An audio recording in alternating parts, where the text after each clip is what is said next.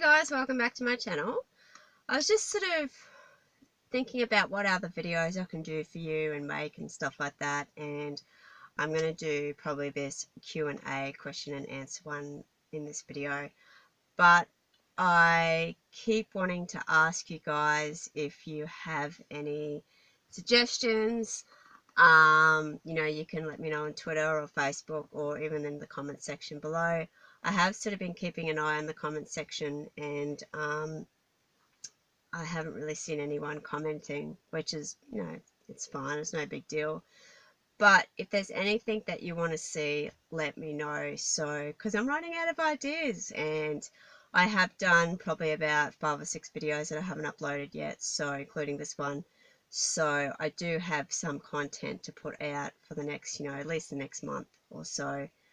But yeah, if honestly, even some of my subscribers I talk to on this chat, if you have any ideas when I'm on there, just let me know, and I can sort of try and figure it out and see if I can incorporate it into my channel, because you guys are watching me, so I'm just sort of, when I sort of sit down and think, okay, what can I do next, I do have ideas, and they sort of come to me at different times of the day, but you guys are watching me, so that, as I said, if there's anything that you want to see, just let me know.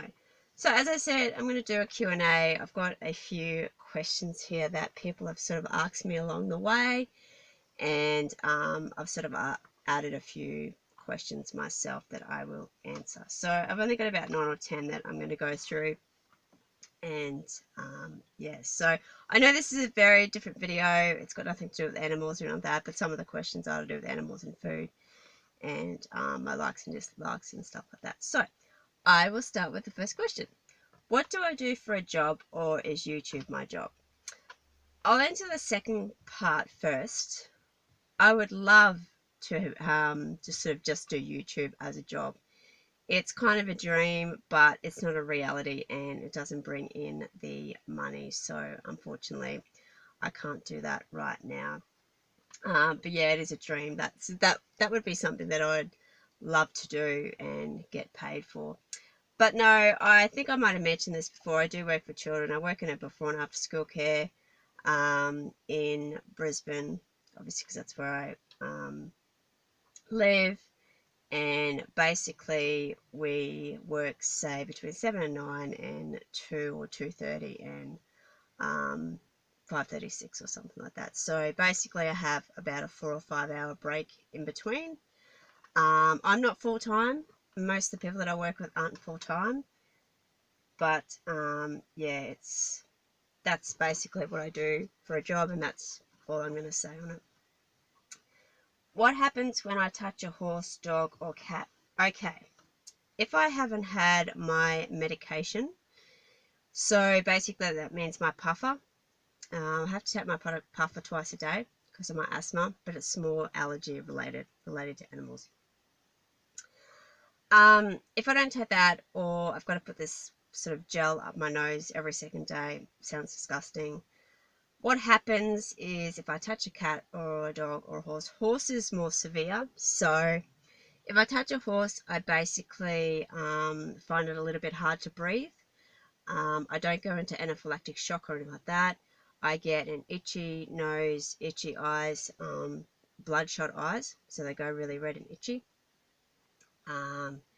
And I get sort of a rash all over me. So that's for the horses. Cats and dogs, I'm a little bit more, I guess, immune to. I'm definitely more immune to cats since I have Maddie. So if I haven't had my medication, but I generally take my puffer every day anyway, so I haven't really been exposed to an animal without having my medication. I would pretty much get the same. I wouldn't get bloodshot eyes. I'd sort of still get itchy eyes, itchy nose, and also a rash on me. Same with dogs. But horses, I'm more severely allergic to, so obviously I get more allergic to, if that makes sense. So that's basically what happens if I haven't had my medication. Hope that makes sense. Favorite overseas trip or holiday? Well, it's kind of a toss-up between Hawaii and Thailand. I went to Thailand almost 20 years ago now with both my sisters. Hello. And that was probably one of the best trips I've been on in my life. Hawaii, I went by myself for a couple of weeks and I thoroughly enjoyed that as well. So I would have to say it's a toss-up between Thailand and Hawaii. I guess if I had to choose, I'd probably choose Hawaii. I don't know. I can't choose though, but anyway. Oh, I've missed one. Will I ever go back to eating meat? Um, Good question. At this stage in my life, probably not, but you never know. I can't see myself ever eating meat or seafood or anything like that. As most of you know, or if you've been following me for a while, I've just sort of recently started eating egg again this year. And my dad made a joke about chickens and feathers, and I'm just like, oh yuck, don't, I'll stop eating egg. But that's as far as I'll go. But eggs not meat anyway, so yeah. Hiking or jogging? Do I have a preference? No, but I've started to get back into jogging this week, which is great because I'm starting to feel almost 100%.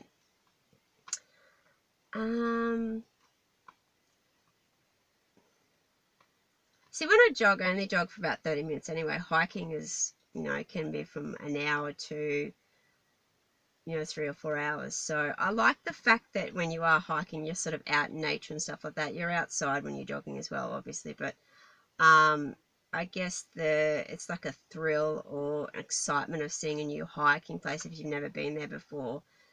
So no, I don't really have a preference. I guess I like them both. So yeah. What else have we got here?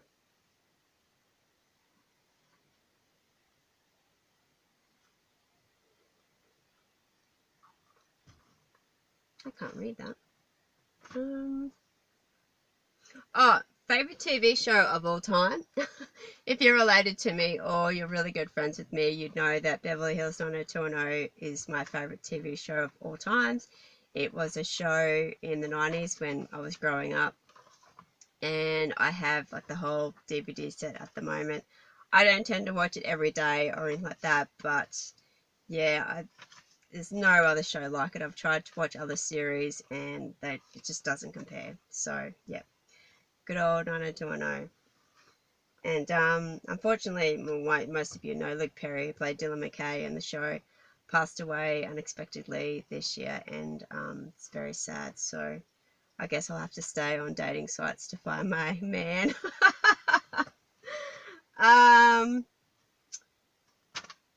What have we got here? Oh, I've had people sort of ask me this because they think Australia is sort of like a really scary, deadly place because we've got all these spiders and snakes and wildlife and stuff like that. But I don't think they understand that a lot of this stuff is sort of more out west or out bush. But the question is, are there any wildlife, or is there any wildlife in the cities in Australia? You can find wildlife, not in the actual cities of Australia. I mean, we obviously have zoos, but they're not actually in the actual, centre of the cities or anything like that. And you can find wildlife if you go out west or to like bushy areas and stuff like that. And it's not like that far. You don't really have to go, so an 8-hour drive or anything. You can find wildlife sometimes, even if you go out, say, half an hour.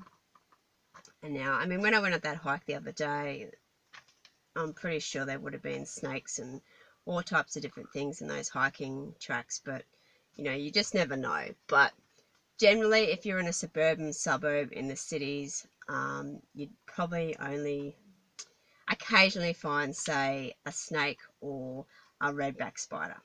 you find with, you know, there are daddy long legs which don't, well, they're not venomous or not that, but yeah, you can find those in, but you know, obviously sharks and stuff, you're not going to be, and crocodiles, you're not going to find them in the, you know, cities and stuff like that. So yes, we don't all have kangaroos in our backyard. I think most people would know that anyway. Favorite cuisine? Oh, it's a toss up between Thai and Italian. If I could eat rice and pasta every day and not put on weight, I would. So yeah, toss up between those two. I can't read this.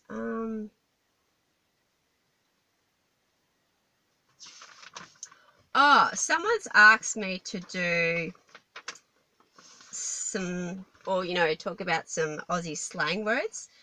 So I just thought I'd go through, I don't know, maybe 5 or 6 or something like that. So I'll start Sheila. So if someone says to you, hey Sheila, they're basically just they're saying hi. I'll start again. If you're a girl and you're walking by and someone yells out, hey Sheila, it just means a girl. So they go, hey Sheila, so it just means you're a girl. In the wars. Now, I had a conversation with a subscriber of mine the other day, and he said, oh, what do you mean by in the wars? And I thought, that's strange. Is this an Aussie term or what? But I don't know if it is or not, or he just never heard it before. So basically it just means if you say, oh, I've been in the wars, like I've been in the wars pretty much for the last 3 or 4 months, injured or sick or something like that. That's all that means. Arvo, I've mentioned Arvo before as well, just means afternoon. So, and a lot of people don't understand what afternoon tea is.